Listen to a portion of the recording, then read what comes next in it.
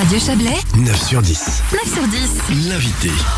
Et bien après les Pascal proposés tout à l'heure dans le questionnaire à Simon, et bien c'est Pascal Rocard qui est avec nous aujourd'hui dans le 9 sur 10, actrice, scénariste, réalisatrice, metteur en scène.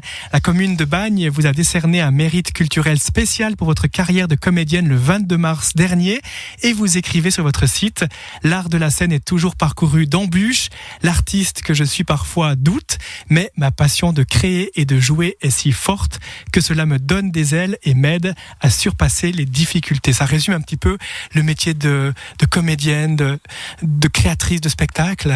Oui, parce que rien n'est donné d'avance. D'abord, faut penser à l'écriture. La création est pas quelque chose de facile, mais en même temps, faut savoir diffuser cette chose-là. Donc, en même temps, on est obligé de produire en même temps qu'on écrit, c'est-à-dire trouver des salles. Là, je parle particulièrement pour le théâtre, mais le cinéma, c'est pareil. Vous écrivez un scénario, faut trouver des fonds, faut avec votre production aller voir les institutions. Il y a plein de choses à faire qui ne sont pas obligatoirement quelque chose qu'on aime faire. J'imagine. Parce que je me dis toujours en tant que comédienne, pour 1h30 sur scène, qu'est-ce qu'on est capable de faire ? On trouve des solutions pour vivre sa passion, au bout du compte. Et vous, votre passion de comédienne, elle a commencé dès l'enfance, puisqu'à l'âge de 13 ans, vous découvrez la pièce de Samuel Beckett, En attendant Godot, et c'est un peu cette pièce-là qui a donné cette envie, ce déclencheur de votre futur métier. Oui, ça a été un choc, parce que c'est vrai que l'univers de Beckett, c'est pas quelque chose de facile pour, en tout cas, une adolescente. Je dis ça avec le recul, évidemment. Mais j'ai été fascinée par le propos. En fait, Beckett parle de la mort, quelque part, mais je n'en avais pas la conscience. Mais j'ai vu ce spectacle, j'ai vu cette pièce, et je suis rentrée à la maison, et j'ai dit à maman, je serai comédienne, et je veux m'inscrire au cours de théâtre. Elle répond quoi à ce moment-là ? Elle est un peu surprise, voilà, mais en même temps, maman était quelqu'un de très ouvert et très libéral. Donc, elle a payé les cours, puis au bout de 3 mois, elle m'a dit, tu continues, ça te fait du bien. Voilà. On l'a pas dit, mais vous avez grandi dans la région parisienne, à Paris même ? À Bougival, à côté de Versailles. Voilà. Je suis banlieue ouest. Attention, banlieue ouest. C'est bien noté. Et après, j'ai vécu à Paris, et après, j'ai revécu à Bougival, et après, voilà, je suis entre Paris et Verbier. Verbier, voilà, la vie en a fait ainsi. Mais il y a 40 ans, en 1979, vous faites vos débuts au cinéma avec La Frisée au Lardon.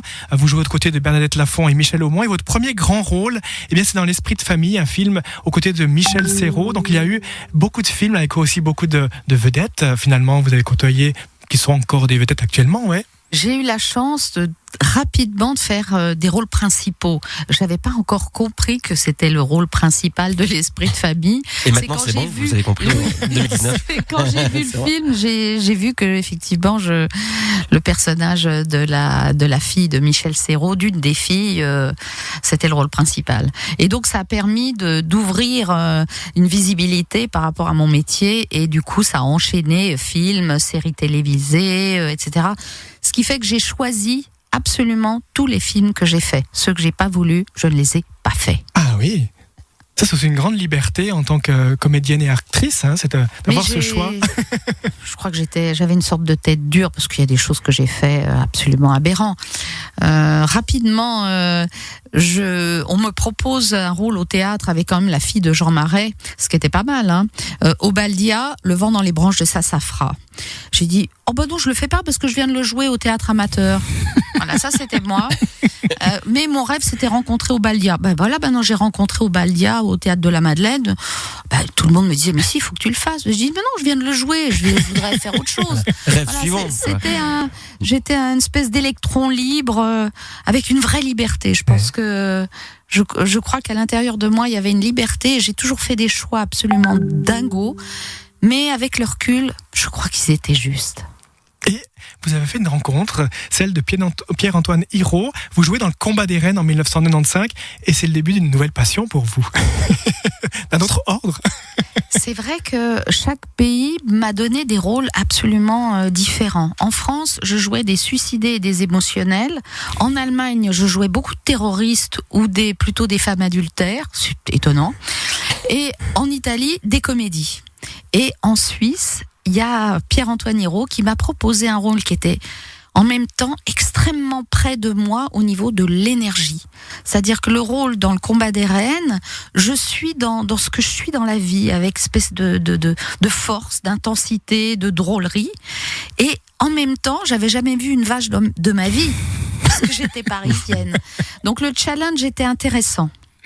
Et ensuite, ben voilà, vous l'avez épousé, ce Pierre-Antoine Hirault. Oui, parce que il m'a offert un très beau rôle où j'ai quand même eu 3 prix d'interprétation internationaux dans certains pays.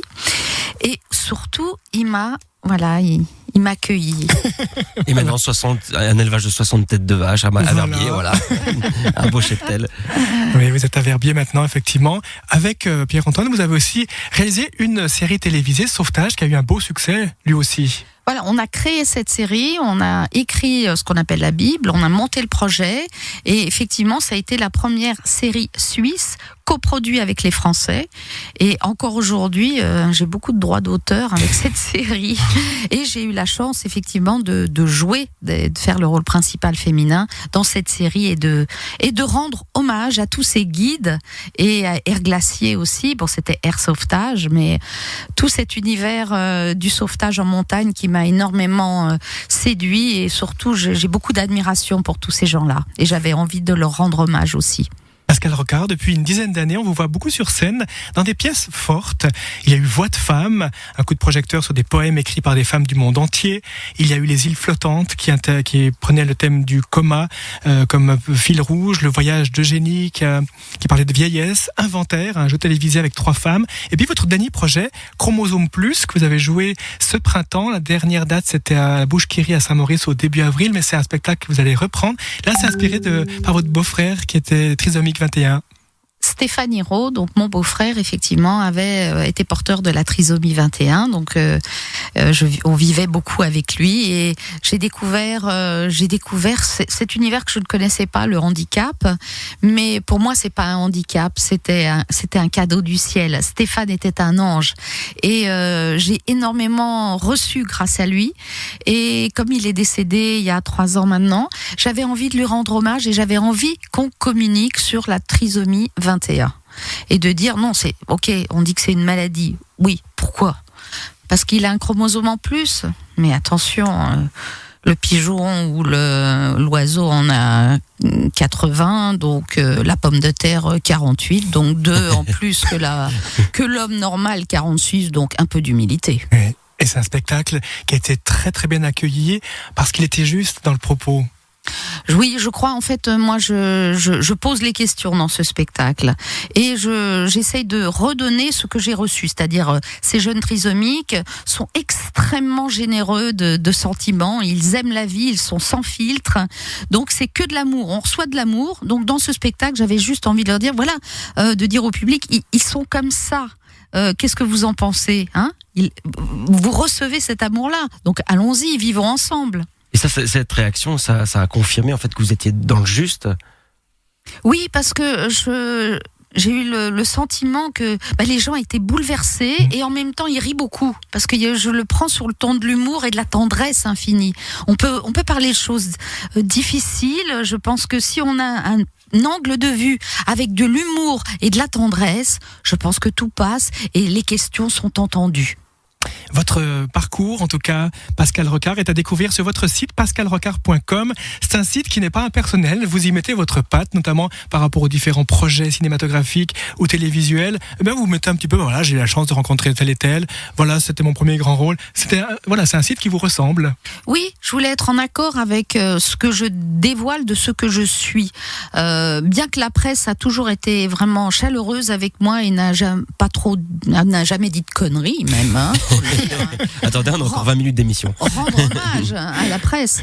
Mais je trouvais que le site, il fallait être clair dans ce qu'on a envie de dévoiler de soi.